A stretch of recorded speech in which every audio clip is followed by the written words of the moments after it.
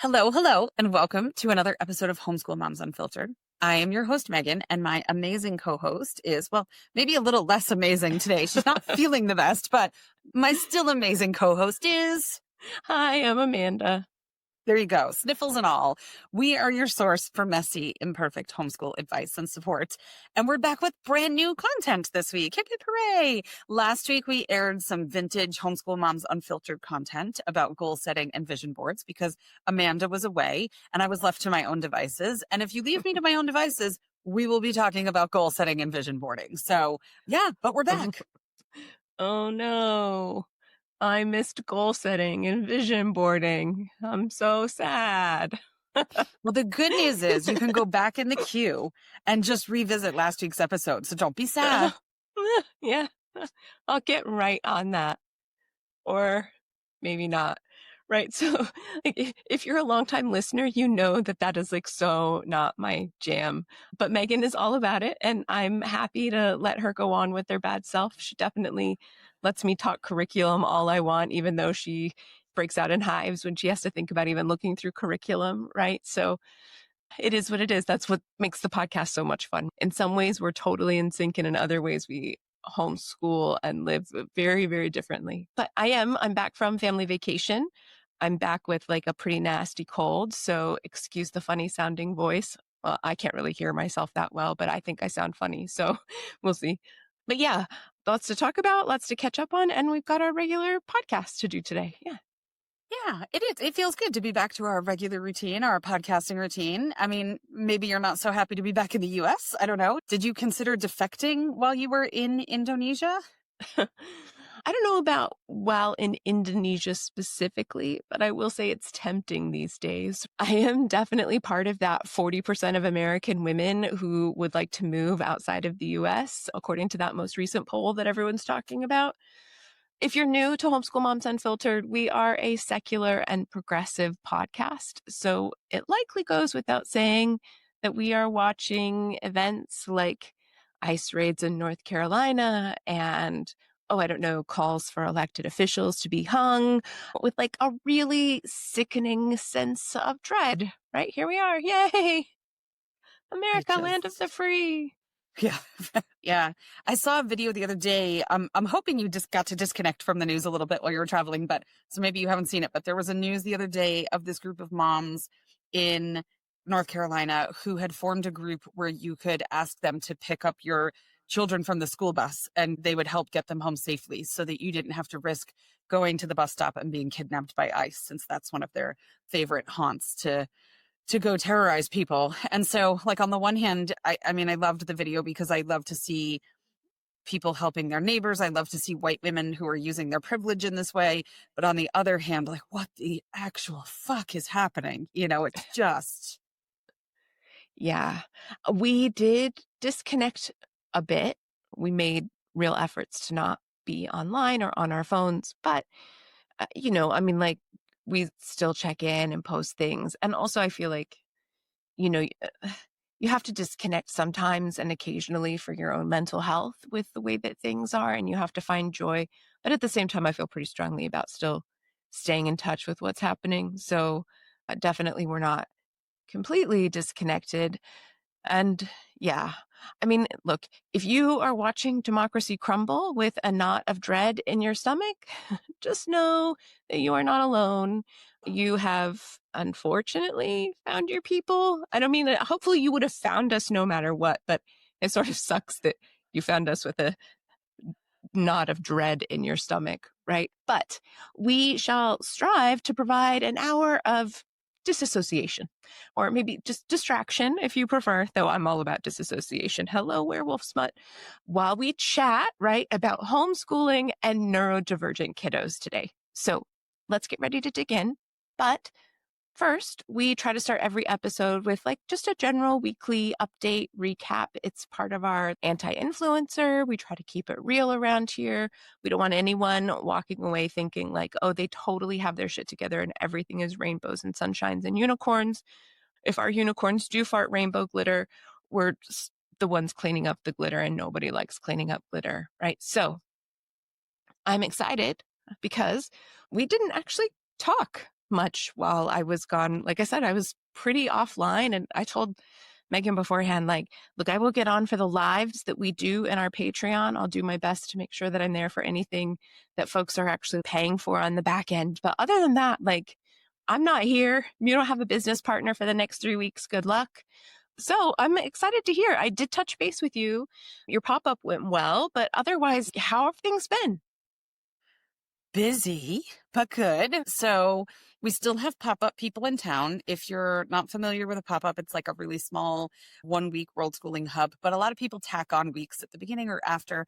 So even like Friday night, we had, oh my gosh, we went to a cafe for board game night and we were just adding tables and tables and tables. I mean, we had like more than half the tables at this cafe strung together by the time we were done. And the kids were playing chess and Uno and Kings on a Corner and all kinds of stuff. So that was nice. And then yesterday, we met up with some pop up friends. There's a place that does €1 tacos every day from 6 to 7. So we went there and we did €1 tacos. So yeah, it was good. We met some really lovely people and all that good stuff. So it's nice, kind of, it's a lower key version now because there's still people here, but we're not doing stuff all day, every day. So it's just kind of a more casual approach to socializing than the pop up week, which was good. Yeah, my husband is here. He got here Thursday, I think. The days. I never know what day it is. I think Thursday. So again, if you're new, my husband works in another country and the kids and I live in Portugal and then he's in Aruba, which is his home country. And he works there and has a business and family stuff going on over there and whatnot. But Aruba is lovely and amazing and you should all go visit, but it's the size of a postage stamp. So to put 3 teenagers there full time wasn't really our vision. So we do kind of a split thing. So he's here, which is nice. I alluded to the fact a couple of weeks ago that we had some like serious shit going on in the family, like family emergency level stuff that we talk about the fact on the podcast, like we share like our full messy lives. This one is not mine to share. So it's not up to me. It's one of my kids. And so that is not going to be shared. But yeah, after 6 weeks of a lot of really heavy parenting, I was really happy when he showed up just to have another grown up in the house and like another sounding board. My mom lives here and stuff, but he's just like, he's a really calm human. So it was nice when he showed up. There's been a lot going on. Yeah. My daughter has decided that she, quote unquote, wants to go to school, which is interesting. She's 16 and a half. So that's like a really unique time to be like, I'm going to go to school, especially when you have a 2-year degree already. She already has an associate's degree. But really, she didn't want to go to school. Really, she wanted a set schedule and she wanted to see other people on the regular, more so than just kind of like, homeschool hangouts where sometimes some people are there and other times other people are there. She wanted a set group. And so we've been working on that. We did so many school tours for alternative schools here. I even found a forest school here for teenagers. Like I've never come across a forest school for teenagers in my life.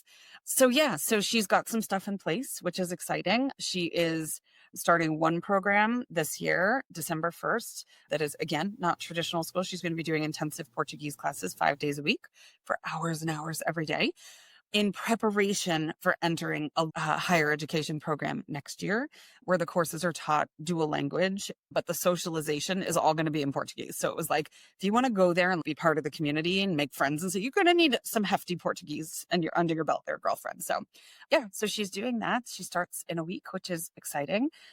So yeah, it's just been busy. We just got back from seeing Wicked for good. I thought it was okay. Like, sorry, don't come for me. I thought it was pretty good. Ariana Grande had a pink dress on at the end that was to die for. But other than that, it was just kind of like, I thought it was good. It was worth seeing. I was okay with that. So yeah, just busy, just like the usual, but busy. So anyway, yours has got to be way more fun, right? How was Indonesia? Yeah, well, I mean, I'm going to preface by saying that we try to keep it real, right? So it was like equal parts amazing and equal parts challenging. Indonesia was incredible. We had a great time. We stayed in 3 different places. We started out at kind of a beach resort. We specifically were there so that we could relax. And I knew with all of my chronic health conditions that I would need some extra time to be able to adjust and just kind of get my feet under me and get a good rhythm for the family so we could enjoy the rest of our time. And we were away for a long time. It was a long family vacation because I knew I would need that time for us to be able to actually like really enjoy ourselves. And so that part of it worked out well. Then we had a random one night stay in an airplane, which was really cool. It's a converted it was a 727. I don't remember for sure. I took a picture, but that's not really my thing. It was for my kiddo. So that was cool. And then we finished off at a hotel that's kind of in the jungle where we had like monkeys in the yard and like trying to break into the room. Like you literally at one point they could see crackers through the window and this monkey had his hands on the window, like trying to push the window open. Like we had locked it because they had forewarned us. But that was a really, cool experience. We spent like an hour just watching the monkeys do their thing. And, we took some tours. We met several different local guides and had some really great conversations. And it's a beautiful place. It's a beautiful country. They say they have too many temples to count. And that's probably true because like every family compound has a temple and then every town has a temple. And then they're the important temples. And then there's the city temples and the regional temples and the ones that the royal family uses. And then the even more like special one, like there's like the temples just go on and on and on. So we did a lot of Okay. different temple tours. Go I'm ahead. laughing a little bit though, because I kind of feel like that's what it's like to live in the Bible Belt, right? Like where you're like on every block there's a church. And when we lived there, I mean, we would be driving around and I'm like, Yeah. who even goes to all, you're in the middle of freaking nowhere and there's like 22 Yeah. churches in the 10-mile stretch. I'm like, there's not even enough houses for people at each church every weekend. Like, I don't get it. So, sorry. Yeah. It just like a flashback to my time. Yeah. I lived in the Carolinas. Yeah. Yeah. Yeah. I mean, and it's that thing, we saw some different gates. For anyone who's listening and you're like, oh, that's amazing. There's this one gate that's super famous. It's called like Hadara's Gate or something like that. And you see the pictures of it everywhere. And it's this really dark, like black gate. And the reflection comes back like it's in front of a pool of water. And the guide was like, I'm happy to take you there. Lots of tourists go there. And it's kind of on this like loop where we go see these other temples and all of that. So it's no problem. I'm like, okay, great, cool. He's like, but I got to warn you that it doesn't look like that. And it's actually mirrors. Like they put a mirror under the camera. So you get that reflective effect. And I was like, are you serious? He was like, yeah, 100% serious. So we have both. We have like the regular picture and then like the famous picture with the mirror reflection. You pay like essentially 60 cents a person for them to take this special mirror photo. I was like, okay. So yeah. But at least that one, like most of the temples, like the gates that people do all the pictures in front of in Indonesia, they're actually like the entryway into the temples to keep out the bad spirits. And so there's a little bit of like hostility and negativity about the fact that they've become like the selfie spot when they actually have like important, significant religious connotation for people. Yeah. Whereas this one that's like super famous, it just goes into a golf course. So at least there's that, right? Like you don't feel nearly as bad about that. But yeah, so I mean, like I said, we met amazing people. We learned tons of things. It was beautiful. We watched Eat, Pray, Love. And then we went into that part of the country and we were like, wow, things really haven't changed in 20 years. Like there's not that much difference. So from that regard, it was great. I really struggled, right? I had some health things that came up while we were there that I was like, oh, that some of these things make me really uncomfortable. So as soon as we got back to the US, I went and saw my cardiologist and talked with him about some things. And he was just like, well, like you haven't been on a trip like this. And it's true. It took 30 hours of travel kind of each way to get there. So it's the first time that we've done that long on an airplane like that far since I developed POTS and long COVID and some of these other things. It's just like, that's just going to happen. And just make sure you're in air conditioning. Like that's not really easy to do in a country like Indonesia. Bali was amazing, but it's not all air conditioned. And, and like, oh, when you're in the room, just make sure you put on your compression leggings. And then when you go to leave, you can change into your compression bike shorts. And then, and like back and forth, like, oh, that's a lot of hot and sticky changing and like just a lot of extra clothing. Like, not going carry on only when you got to change clothes that many times a day and just, things. And then our second to last day, well, at our last hotel, we splurged and we had one of those little, like, we were in a hotel, but we had our own little, like, bungalow with a private, like, dip pool or plunge pool is what they call them. And I heard my husband and my kiddo out playing and there was lots of coughing and spluttering. And I was like, oh, I really hope he doesn't end up with Bali belly, which is like a whole thing. Thankfully, he did not.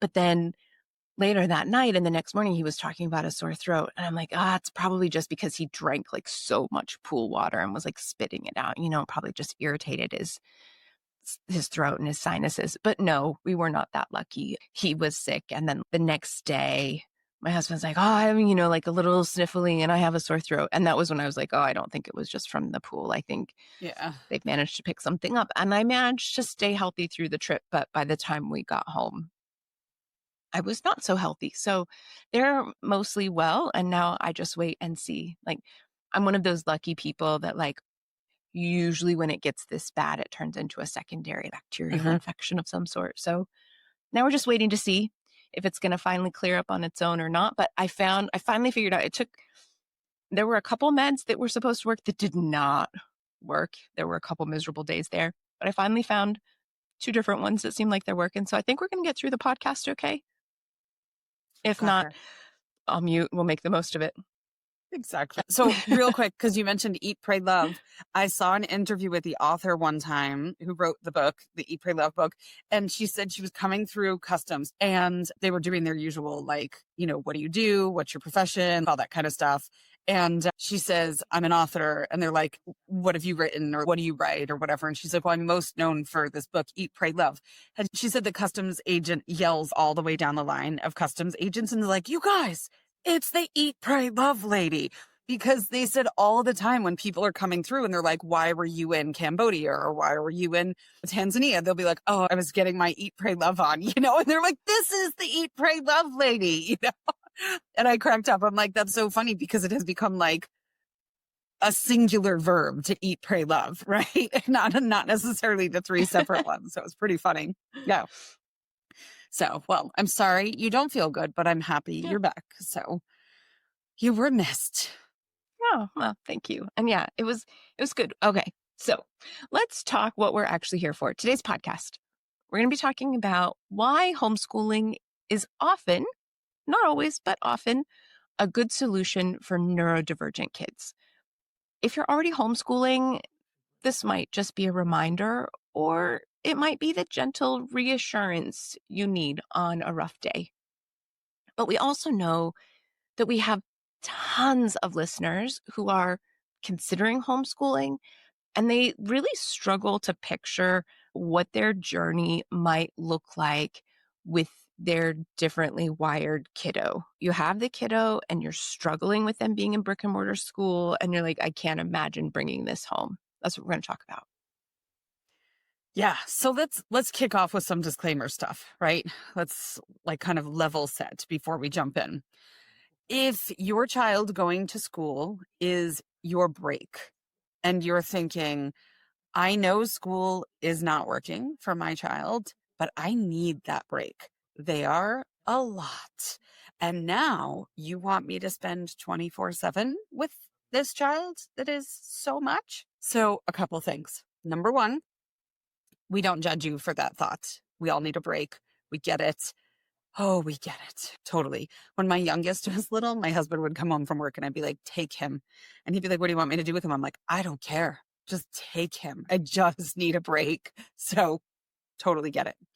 Second point of this disclaimer is that the child that you have today in school is 99.999% not the child that you will be homeschooling. Okay. If your child is in an environment that does not serve them, their personality is going to change. The way they react to stress, the way they interact with family members, all of that stuff is going to change. It's like if you've ever met somebody who's in a really toxic marriage and then they split up and you bump into this person later and the person's glowing and they've taken up, knitting and they've traveled and they do yoga and all this kind of stuff, right? That's the difference between toxic marriage and happy single life. Okay. Same thing. School situation that's not working, homeschooling kid, 2 totally different kids. And so we have episodes on deschooling. We have an entire course that teaches you to get up and running in homeschooling called Homeschool 101, the No Panic Bootcamp. That talks about deschooling in even more depth, but you both need a break. You need to recover from this experience that's not been good, and your kiddo needs time to recover and heal. And you both need time to cut the cord to traditional education, figure out what serves you, figure out what doesn't. It's a whole process, but an important process. Okay. Next is that homeschooling does not mean 24/7 togetherness. Okay. I don't think any of us are really doing that. There's drop off programs. Your kids would still be participating in stuff, sports or activities at the library. They're still going to go hang out with friends. They're going to do things. You will get breaks. We promise you. Okay. They do exist. It is possible. And then lastly, just as part of our disclaimer statement, kind of tangentially, my brain, oh my God. Tangent. Good, it's not just me. Yeah, that word. Hold on. I say. I'm asking Google to pronounce it. I know, but I'm saying just like, okay, you know what I'm trying to say. Oh, I'm British or American? Let's see. Tangentially. Tangentially. Okay. We got it. Tangentially. Can you tell I write more than I speak sometimes and that I read more than I speak? I had seen a thing one time that said, like, never make fun of someone for mispronouncing a word because it means they learned it through reading. Yeah. And I wouldn't make fun of somebody for mispronouncing a word anyway, but there you go. Case in point. Okay. Tangentially related. Got it. Tangentially related. We must acknowledge the fact that we understand that not everyone who wants to homeschool can homeschool. And there's many people in the homeschool community that are like, sure, just drive an older car and shop at Goodwill. If you're a single parent, if you're the one who provides health insurance, if you have no support system where you live, we get it. Not everyone can homeschool. It's a dream for some people. It isn't possible for everyone. And we get it. We acknowledge that we are very privileged to be able to homeschool our kids and take this action. So just full disclaimers before we jump into all the other stuff. Yeah, no, absolutely. My car is a 2008 and we are still incredibly privileged to be able to homeschool. Come on now.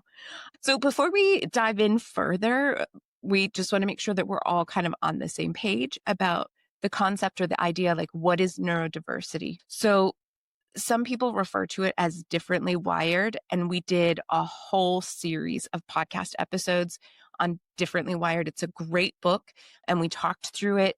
If you have a chance to read the book, you totally should.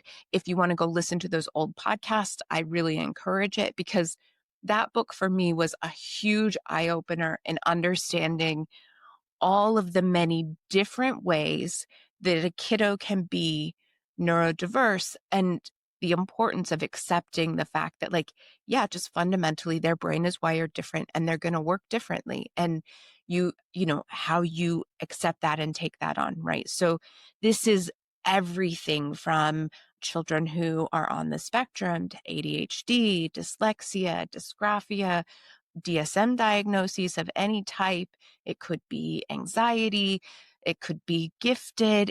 There's just tons and tons of things, right? But at the end of the day, it just means diversity. It's their brains are wired in a different way than what we typically consider like quote unquote normal, right? We try to avoid using that word for the most part, and we'll talk more about that, but just neurodiversity. And it is also important, we're going to talk a little about it now, but if you aren't super familiar with this idea, there are 100% neurodiverse forming educational options out there.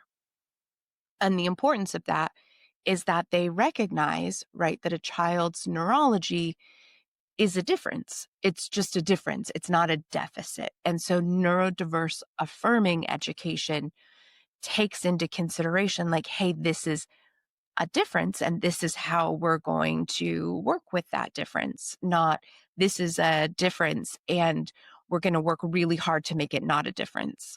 And so it's just important to keep those things in mind, first off, as we go into this conversation. And then second off, if you've got a kiddo that you're like, I really need this episode, those are some keywords that you should maybe Google to find some book recommendations or some extra things, or we do coaching on those things, you know, whatever, wherever it is, however you want to tackle that. But be aware of that and make sure that you're really doing your best to educate yourself and the rest of your parenting team on those words and those kind of what those look like. Yes, absolutely. Right. So our purpose in this episode is not to bash public schools or traditional schools, but really instead just look at it from the other side of the coin. Like, why are so many families of neurodivergent children turning to homeschooling? What benefits can homeschooling offer that is not commonly found in traditional education or public schools, and what systemic challenges exist in mainstream schooling that if you are new to the world of recognizing neurodivergence, understanding neurodivergence, you might not even realize your kid is battling in school all the time. And then that's why they come home the way they come home sometimes, right? Like their hair's on fire because they've been in an environment like that throughout the day. Yeah. So we'll be talking about that. Amanda brought up some books that we've done in the past. We did a huge series on Differently Wired. We were on that book for forever because we both loved that book. So there's a whole bunch of episodes on that. But way back in season 1, and then we reran it during season 3, Jonathan Mooney's book, Normal Sucks. And the biggest thing that I think that's there is that children who are not in a neurodivergent affirming environment indirectly receive messages that they are crazy, stupid, and lazy, in his words, that is what is wrong with you. And so having an environment for your children where their identity is affirmed as opposed to having them walk away feeling crazy, stupid, and lazy 5 days a week, 180 days a year, 6 hours a day, that's what we're after with this discussion. So Yeah, absolutely. Just a quick caveat. Every child is unique. Every school is different. And what works for one family may not work for another. This is a conversation, not plan that you have to follow. We're not judging. There's none of that going on. Okay. So everything is unique. Hopefully you get something helpful out of this conversation. And we're going to leave it at that as we dive in. Okay. So that said, what does neurodiversity affirming education actually look like? So this is going to be things like recognizing the child's strengths. That could be hyperfocus, pattern recognition. We talked about it before in the Jonathan Mooney thing, but like kids with dyslexia are often amazing at being able to like pull back. They usually make great team sports players because their ability to like pull back and see the whole picture and notice patterns really quickly, like way faster than you and I. They might be incredibly creative. They might be incredibly artsy. Their ability to think outside the box or make connections that you're like, I thought that was going to be the wrong answer until you explained to me how you got to that answer. And then like, wow, now my mind is kind of blown and I can't believe I never thought of it that way. These things, like focusing on their strengths instead of only remediating the quote unquote deficits. That's one of the key tenets of neurodiverse affirming education. You're also going to have a flexible pace. That thing, like maybe you need to move slower, maybe you need to move faster, multiple modalities of learning. We'll probably talk about this a little bit more later on, but just this idea, some kids love a lecture, some kids need hands-on, some kids need both together at the same time. Sensory considerations, whether that's a kiddo who's moving, maybe your kiddo is fine with a wiggly chair or a bicycle seat. Maybe you have a kiddo that can only pay attention and learn if they're rolling on the floor. And for you as the parent, you're like, how can they possibly be paying attention and learning while they're rolling on the floor? But that's what they need for their brain to be able to take it in. It could also be on the other end of it. Maybe they need quiet spaces. They need to be able to check out and go play solo on their own or just snuggle up with a blanket for a little while before they come back to take in more information. All of these kinds of things are going to be part of what a neurodiversity affirming education looks like. Yeah. And I think what I see, I'm in so many groups for parenting ADHD kids, autistic kids, and in school, it's, a wobbly thing on the chair, a pencil grip, right? There's like these like 6 standard things that get passed out to and it's like, these are supposed to solve all your issues. And the reality is it goes so much deeper than, that is like tip of the iceberg Band-Aid level situation, but that's what they're capable of. If you're watching on video, I have changed locations. Sorry, I had to move a little closer to the Wi-Fi router. So here we go, back in action. Continuing with what we were just discussing, though, in a home environment, you can really support your kids' ability to self-regulate, protect their emotional safety. You can minimize instances where they need to mask. Again, if you're new to the world of neurodivergence, masking is essentially putting on a face or behaving in such a way that is what society expects of you, what the people around you expect of you, what the environment demands, even if that's super uncomfortable or goes very much against your nature. So it might be a kiddo who does not feel comfortable making eye contact, who then forces themselves to because they've been told that's what's expected of them. It could also be something like my kid can hear everything. He can hear the light bulbs in the room. He can hear every single noise that is going on. And so that ability of just sitting there pretending like it isn't grating on your very last nerve is masking. The big key for us to remember is that when our kids are in an environment where they're needing to mask a whole bunch in order to stay on green or get treasure box or whatever it is in school, then the amount of energy and brain power that it takes them to successfully mask zaps all of the energy they have, and they can no longer learn because every ounce of brain power they have is going into doing a thing that's so against their grain. And then when they come home, they're exhausted and they're stressed and they're burnt out because they've been pretending they haven't been listening to a light bulb for 6 hours. And that's why they fall apart when they come home. So when you can remove those things from them, you will be dealing with a very different child. So at home, we can provide an environment where your kiddo feels seen and safe and confident, where they can learn the way that they learn rather than being pushed into this one size fits all model that they are most definitely not a part of. Yeah, no, absolutely. Okay, so the next part to this is, again, our intention here, we are not trying to blame brick and mortar schools, especially public schools. Typically, they have huge demands, limited resources. I'm not sure anyone is like, oh, I would love to be a public school teacher these days. It sounds wonderful. I'm sure I'll be well supported. But we do want to highlight systemic pressures or maybe structural mismatches that can make it harder for neurodiverse learners. Okay, so some of the areas where public schooling often falls short for this neurodiversity affirming education in practice.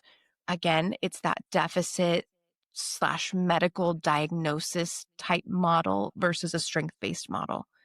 So some schools and systems still primarily emphasize what the neurodiverse child can't do.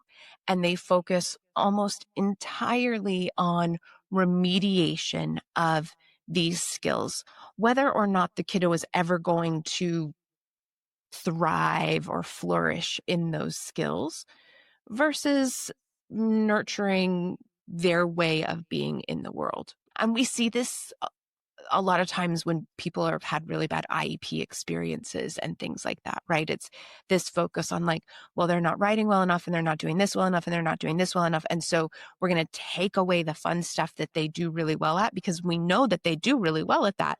And we're going to spend extra time hammering on these things that they're not very good at. And like no one, okay, literally no one would enjoy that. So why would a kid enjoy that, right? Yeah. Like, Yeah. at least give me some of the things I enjoy to help me cope with the things that I don't enjoy. Like, if I have to eat this salad that doesn't taste very good, I'm also going to enjoy a chocolate chip cookie. That's my life motto. Like, come on now.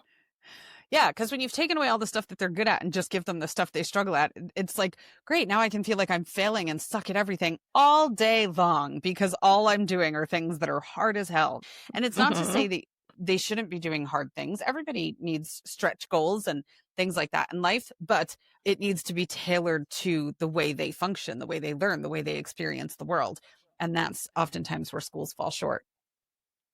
Again, we talked about masking and mental health, the bang up job that that can do. I mean, we have this whole generation now of women our age in particular who are realizing now that they're neurodivergent, and women, typically speaking, mask better than other genders because it's our societal role is to be people pleasers and to make people happy, especially in our generation. And so there's all these women now who, as their kids are being diagnosed, they're doing the questionnaires and they're like, but that's not weird. I do that all the time. That's just totally normal. And the doctor's like waiting for them to get and be like, you're so close. You're so close. You're going to connect You those almost dots any got it. second. Yeah. Right. You know? And then realizing that you've been masking all this time. And it's like, no wonder we're so mentally drained all the time because yes, this has been happening. Another thing too is we are super pro teacher at Homeschool Moms Unfiltered. They have the hardest job, and yet so little support and so little respect. Mhm. We 100% acknowledge that. One example of the ways that our teachers are insufficiently supported is in their ability to work with neurodivergent kids. A lot of times it's the training that they've received, the resources that they have. They, a lot of times, just don't even fully understand some of these diagnoses or the way that they manifest or the way that it plays out and how it affects a kid's learning because they haven't been given those tools. And we're learning new things about neurodivergence all the time, which is why you're getting so many diagnoses now, right? This whole it's being diagnosed like crazy. And I saw something online that was like, oh, why did we discover so many planets after we had discovered telescopes? And it was like, well, gee, what do you think? And it's like, now that we know so much more about neurodivergence, yeah, we can spot it more easily. We can diagnose it better and things like that. But that doesn't mean that teachers going through school or teachers who've been mentored by existing teachers when they did their teacher training and things like that got any of that information or are there. So they are not terribly supported in their environment as much as many of them try so hard to do the best for their students. No, absolutely. A great specific example of that that I'm fairly well educated on is the difference between the DSM-5 or the medical diagnosis of impairment in written expression versus dysgraphia. So if your kiddo goes through the assessment at the school cannot give a medical DSM type diagnosis of impairment in written expression. They'll just say dysgraphia. And the checkboxes for dysgraphia are work on writing, work on pencil grip, work on fine motor control, work on finger stuff. And they're going to be like, okay, so copy this and do that. But if your kiddo has been diagnosed with an actual DSM diagnosis of impairment in written expression, it could be that their pencil grip is great and that they're a great artist and that they have great finger control and that it's something else neurological that's totally not connected to that. And then the school is going to have them doing things that totally don't work or help for them. Because again, this is a systemic issue within how the school operates and what they can say and what they can do and what things they can give. And it's not the teacher's fault. These are the things they're allowed to do. These are the things they're supposed to do. These are the things they have to check off. But it doesn't help your kid in any way, shape, or form. Okay, so another one that comes up often that we hear about and see about in groups is attendance, school refusal, just general distress or anxiety around attending school. And look, the reality is neurodiverse kids have higher levels of school distress, refusal, or absenteeism. This is not hard to put two and two together, right? I don't know how many times we've been in groups and we hear parents or see parents talking about how, oh, my kid has a stomach ache and they don't want to go to school and they just need to buck up. Like, no, they have a stomach ache because that's the physical manifestation of their distress, their anxiety about going to school. They are physically ill from the stress of what is happening. And I guarantee that you as an adult have been physically ill about some stress going on in your life at some point. Imagine feeling that way almost every day because you have to go to school. Like, holy smokes. And then being Yeah. told that it's not real. That's And in then your not head. being believed on top of it. Yeah. Yep. Mm-hmm. Yeah. Anyone with a chronic illness knows what it's like to be told that it's just in your head. I got sent to a very kind psychiatrist to make sure that it wasn't in my head. It's not a great feeling. Trust your kids. So another area that traditional type schools really oftentimes fail our neurodiverse learners is with their one size fits all curriculum and assessments. So curriculum, you've got long written assignments, group work, standardized testing, you have just the regular stuff. Some kids need to move faster, some kids need to move slower, and that's just not possible. This idea that in third grade, all third graders are at this level and they all need this much time to learn this skill and they all need this much time to learn the next skill. And that's not realistic. It's not realistic for any kid, but it's especially challenging for those that are wired differently. And then with assessments, it's the same kind of thing. Some kids do fine with written assessments, but some kids would really excel with being able to do an oral presentation or to answer the questions orally, or maybe they need some kind of a chart or a form that they can reference to help them as they're going through it. But if you've not jumped through 1,000,001 hoops, then they don't have it. And then if you have jumped through 1,000,001 hoops and it's time to do the assessment and all the kids pull out their blank paper and your kiddo pulls out the chart, and then now they feel othered because they're using the tool that they have been allowed. And that's not good for anyone. No one wants to feel like the outsider, especially kids, and especially kids in that kind of environment. So just kind of keeping in mind all of these differences, and the fact randomly, actually, my sister-in-law, who does not homeschool, she always talks about how in her work, she does a lot with IEP stuff, and how every kid in school should have an IEP, because IEP is an individualized education plan, and every kid learns differently than the person sitting next to them. And in an ideal world, they would all have a plan tailored to help them excel and achieve the most that they can achieve, whatever that looks like. Public schools, brick and mortar schools, traditional schools, even the online traditional schools, they can't do that for kids because that's not how they're set up. Homeschooling can. Mm-hmm. Another one that was really big, especially for my oldest kiddo in the public school system, was transition times, unpredictability, sensory transitions, things like that. So a lot of times, not all the time, neurodivergent learners thrive on predictability, or at least knowing what's next. And so unforeseen changes can be really challenging. So like every Tuesday we have art. Well, not this Tuesday because we have a field trip or something like that. And so you've got some challenges like that. I was just talking to a parent not that long ago who had a whole situation in school, got kicked out of the classroom because the clock in the classroom hadn't been changed for daylight savings time. And so they were doing things at the quote unquote wrong time. And the teacher didn't realize that that was the issue and kicked a kid out of class. But the kiddo was like, we don't do math at 10 o'clock. That's not how this day goes. And was struggling to kind of adjust to that quick change in their mind. For my kiddo, what was even more than that were the frequent transitions. To your point, as far as like elementary school, like no elementary school kid wants more time on this, that, or the other thing. Their blocks are so short in elementary school. It's like 20 minutes on this, 30 minutes on that. I have an extreme introvert who likes to sit and feel things and immerse himself in things and really settle in. And by the time he's almost maybe starting to settle in, they're onto something else. And he's like, I haven't even adjusted to the last thing. And now we're doing another thing. Like, what is going on? And so his whole day was just counting down to the next thing and then quickly being transitioned from one thing to the next way faster than he does. Beyond that, you have other sensory things, loud bells, fluorescent lights. I can't stand fluorescent lights. If my kid was in a classroom that shares a wall with a bathroom, the hand dryers going off all day long would drive him up a wall. And if you don't experience the world in that way, you're not even going to realize it's a thing. And then people wonder why these kids are so stressed and so tired and so anxious and they struggle to focus and all of that. That's why. That's 100% why. You just might not be feeling the same things that they're feeling, so you don't recognize it. Yep. No, for sure.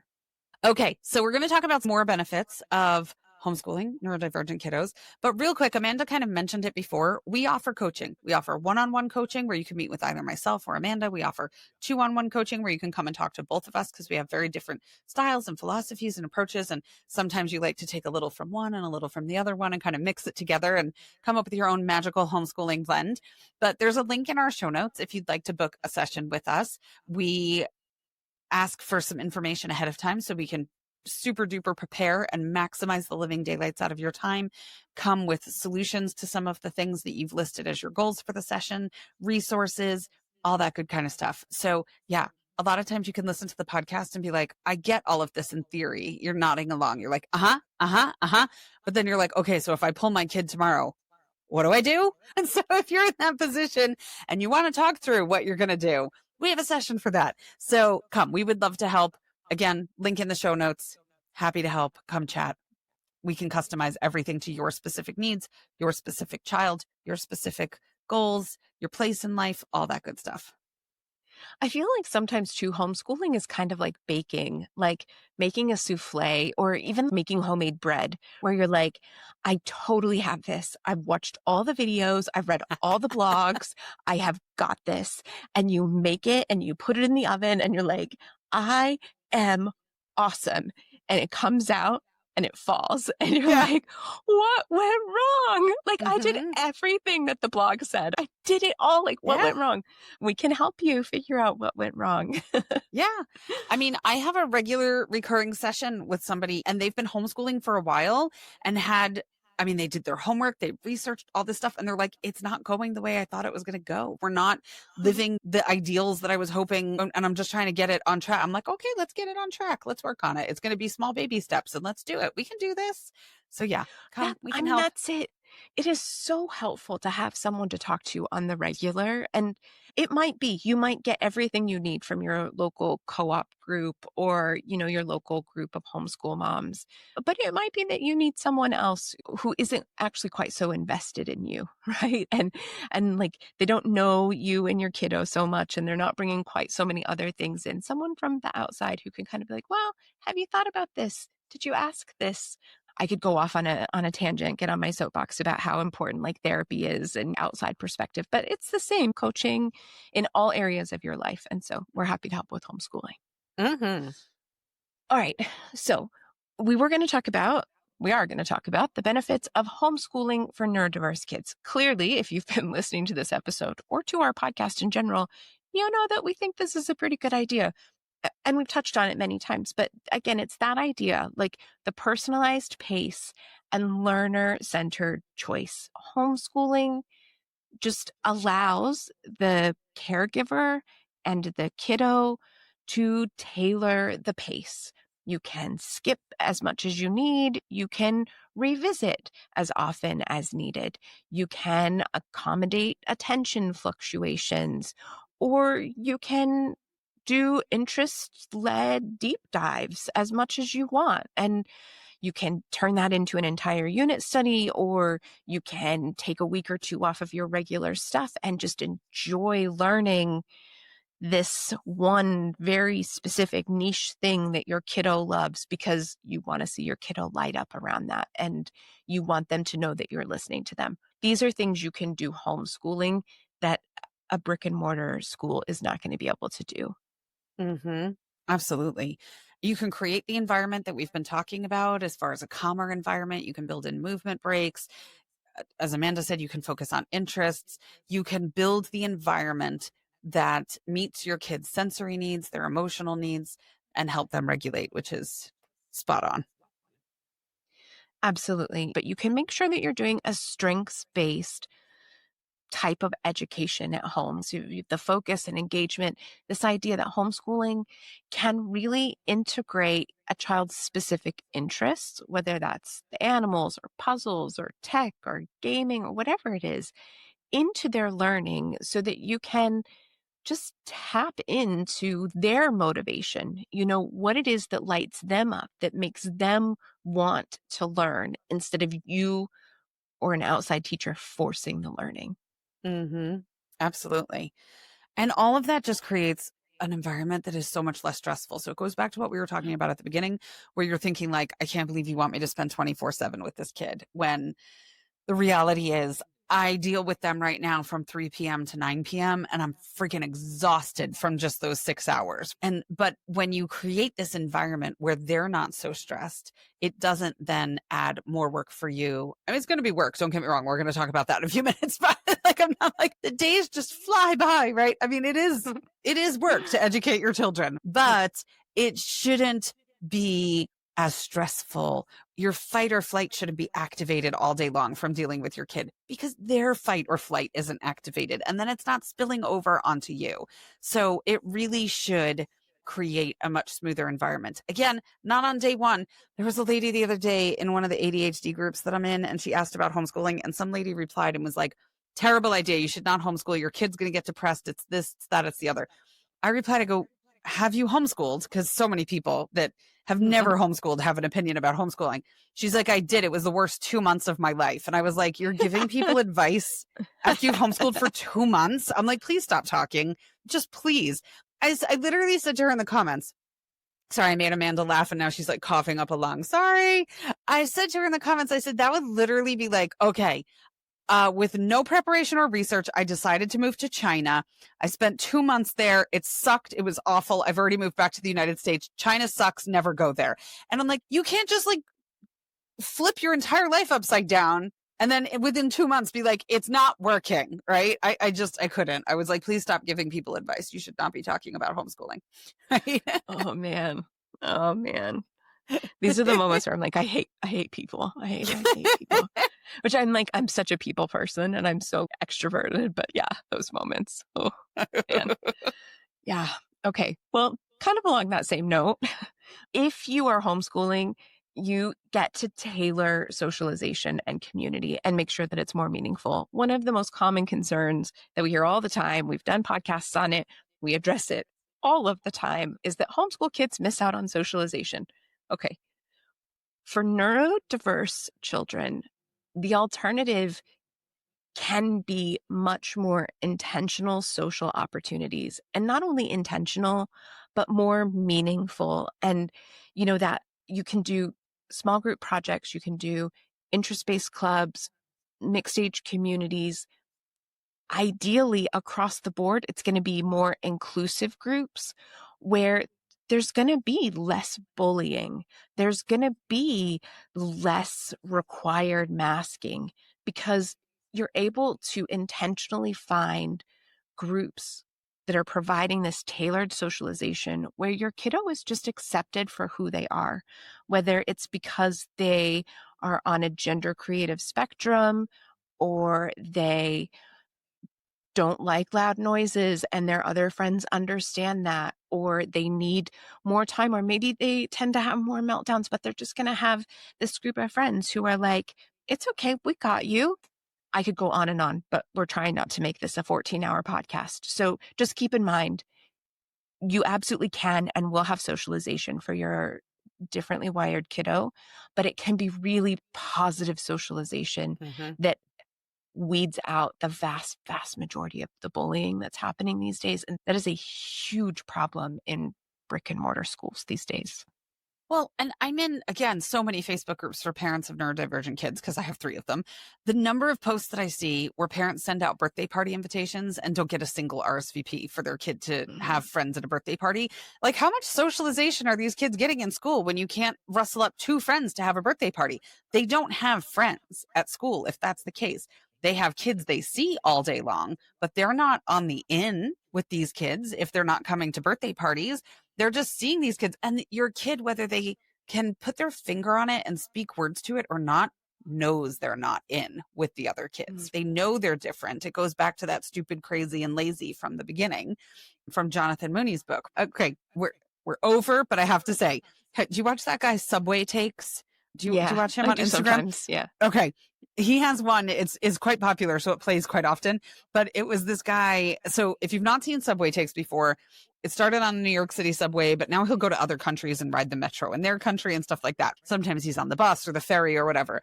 And so he goes, what's your take? And somebody says something and he says he either agrees or disagrees. And then the person kind of like defends their statement. And so this one guy one time says, I think we should stop calling out people's diagnoses and neurodivergence. And the guy says 100% disagree. Why would we do that? And he's like, yeah, but it's like such a white culture thing. He goes, like, in other cultures, you would never do that. So he's like, I'm Hispanic. And like, we would just say like, hey, that's Jose. He likes to sweep. Let him do his thing. He's like, we don't say he's autistic, And then the guy who hosts the show is like, yeah, he's like, I'm Arab. And he's like, we just go, he's like, like he's, yeah, like, and it was hilarious. Like the way they kind of did it, like this is Rocco. He's good at math, like they just kind of leave it. He's like, I don't think we should be calling it out. It was a really funny conversation. I quite liked it, but yeah. Lastly, in this section, the things that we can give our kids at home are just kind of this empowerment and this agency over their learning to understand that the way they experience the world, the way they learn is not wrong and it's not weird and they're not in the margins, that they are just as valid as everyone else. And that helps them to build confidence to advocate for themselves when they need something. I mean, I have a kiddo who's like, I have no problem, like you said about bullying. He will walk into any space wearing noise canceling headphones. Any space. He Mm. doesn't give a shit what you think because he's comfortable with his identity and he's been in an environment where that's okay and that's supportive. And so at this point, he's like, if anybody else has a problem with it, that's a them problem. But it's so important for our kids to know that their way of learning matters and that we will adapt to the way that they need to learn or the way that their environment needs to be set up so that they can experience the world in a less stressful way, in a more affirming way, instead of us requiring them to flex to a very rigid system, which is a lot of work to put on a small kiddo. It's just too much. Yeah, absolutely. So I'm going to run through a list of some really specific, practical kind of like what you can do in a homeschool environment, tips or ideas. This whole episode has been full of some things. Hopefully you've gotten some ideas from it. But these are just some really, if you're the kind of person that needs concrete examples instead of teasing things out from a conversation, here are some. So you can design a flexible daily rhythm. So allow for movement, focus, interest-based tasks. Again, daily rhythms can be very important for a lot of neurodiverse learners, but it is important that it be flexible as well, because as soon as you have a rigid schedule, when the tiniest little thing knocks it off course, it's not going to be a tiny little thing anymore. Integrate multimodal learning. Okay. Again, this is that idea that kids often need more than one way to learn, and making sure that you're including all the different ways, whatever works best for your kiddo, and understanding that one thing might work well in one subject and another thing might work better in a different subject, and being flexible with that. So that's whether that's reading or auditory or hands-on or technology or being out in nature, right? It all varies, and it's going to be a mix, but paying attention to that and tailoring it to your specific kiddo. Well, can I Build just interject Oh, real quick too? Because I meant to say it earlier when you were talking about how schools are a one size fits all model. We have an episode that's a super popular episode called The Truth About All in One Homeschool Platforms or All in One Homeschool Options or something like that. It's super important what you're just saying, right? That you have to tailor all these different things. So pulling them out of a school system that is a one size fits all to plop them on time for learning is not solving your problems. I mean, it might be solving some of the social things or some of the other things, but it's not fully solving your problems. So if that's your first thought listening to this, go listen to that other episode before you sign up for anything, please, or buy a box of curriculum or whatever it is. yeah, absolutely. Okay, so some other things to make sure that you're focusing on: build routines that teach self-regulation and executive functioning. This is something that you can really work on if you're homeschooling. These can be things like making sure that you're checking in with your kiddos on a regular basis. How's it going? What do you need help with? What can I help with? How can we do that? Making those plans together so that you're scaffolding for them to eventually be able to do it on their own. Other things, tools like visual timers, again, breaks, things like making sure that you remember to plan a snack so that you're not hangry, movement breaks, time for reflection. All of those things can be really important.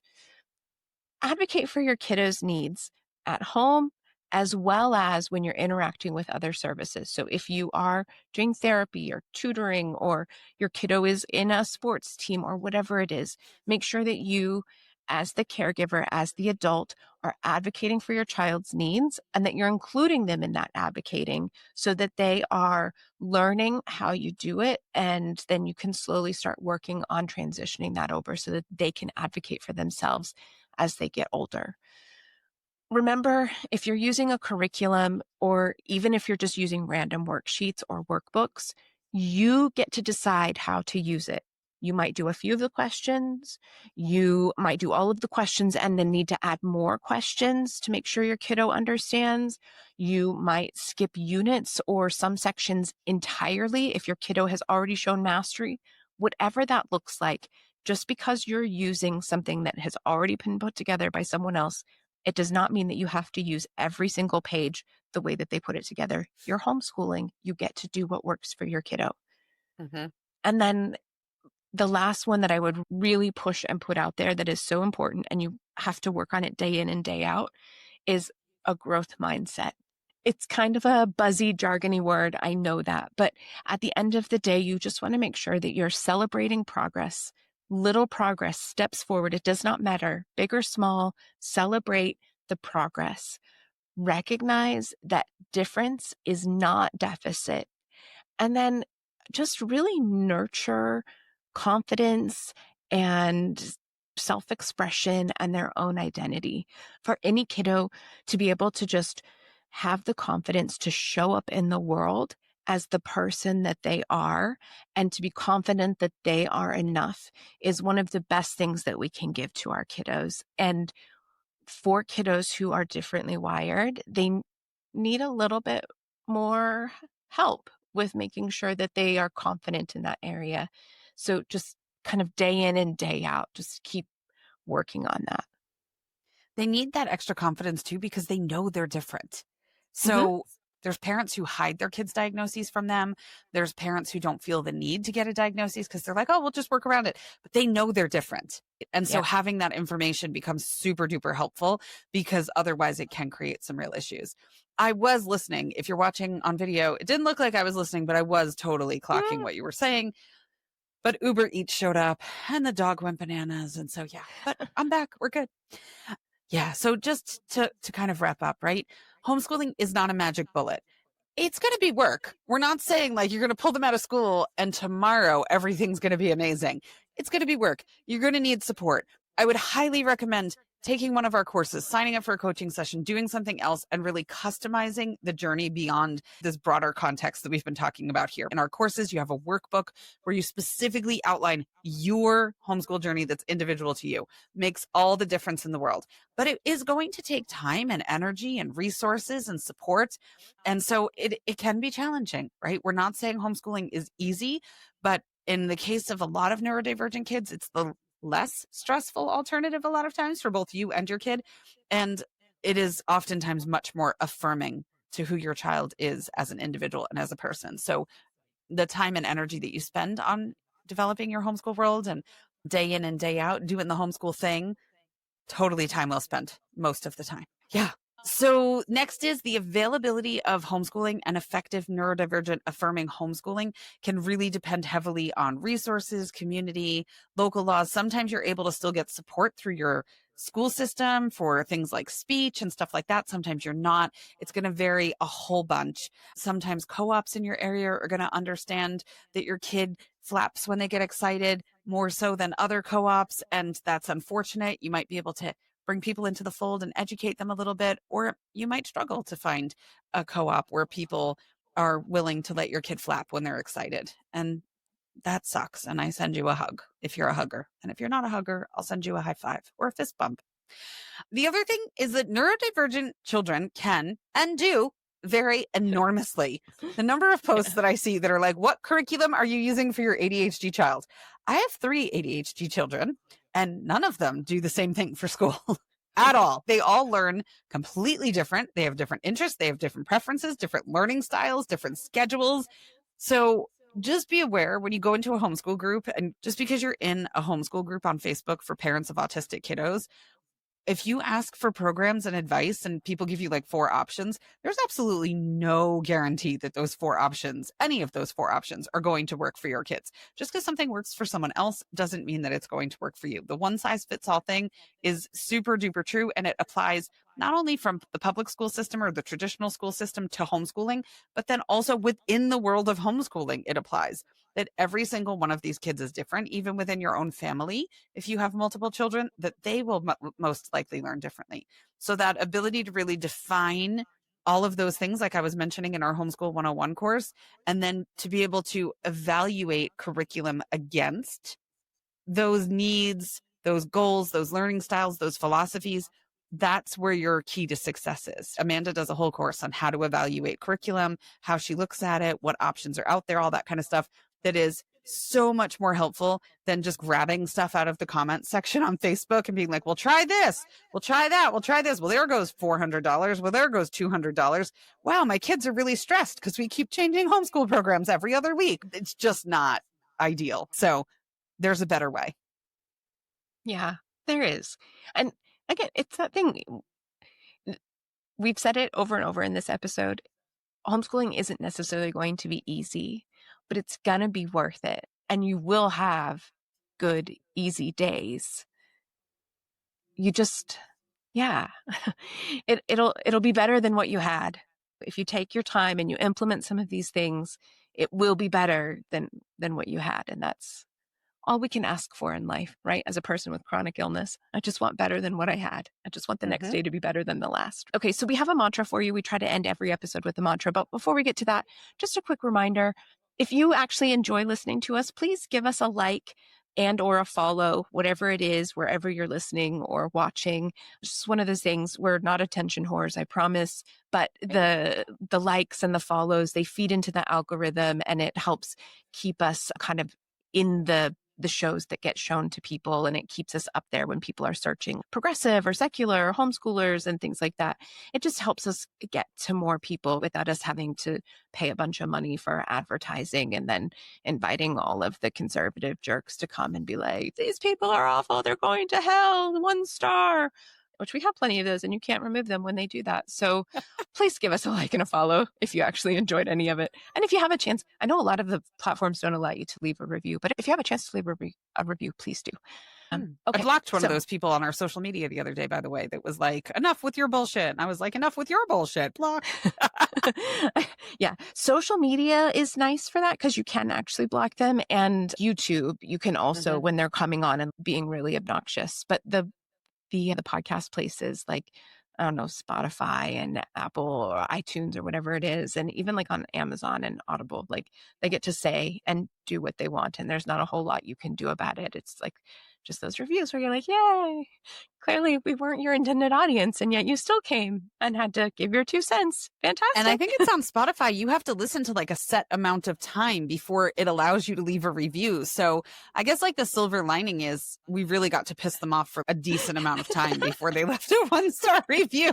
They had to listen to us affirm that trans lives matter and that women should have autonomy over their bodies like multiple times before they got to leave us a review. So who's winning now?